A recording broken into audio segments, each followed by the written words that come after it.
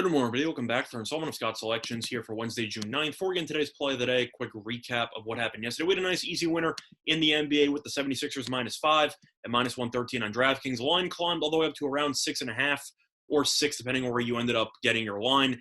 And it really didn't matter. Philly ended up coasting to a nice double-digit win. Never in doubt. They responded like I thought they would. And Embiid, once again, went for 40 points. So he was phenomenal. They couldn't stop him.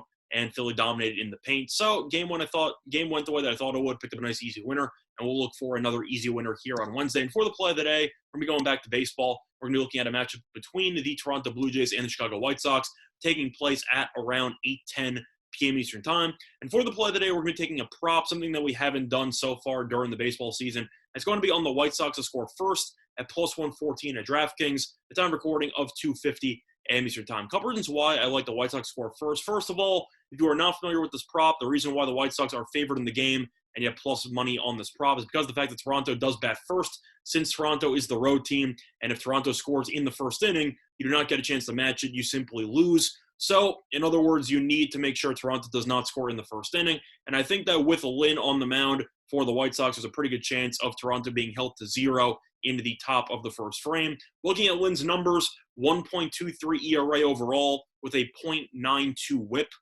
Now, meanwhile, at home, 1.26 ERA. So he's been great at home, great overall, and there's a reason why he's one of the favorites to win the AL Cy Young at this point in time. And looking at his numbers in night games, .8 ERA, so he's even better during late start times, and I think that you'll see Toronto struggle to get much across against him for the entire game, let alone in the early portions of this game. But looking at who Toronto has on the mound, you have Manoah, who is a pretty young, unknown commodity, ended up having 2 starts, tale of 2 different stories, ended up shutting down the Yankees in his professional debut, and then got shelled by the Marlins, of all teams, in his second start, as he ended up going 3 innings and gave up 4 runs.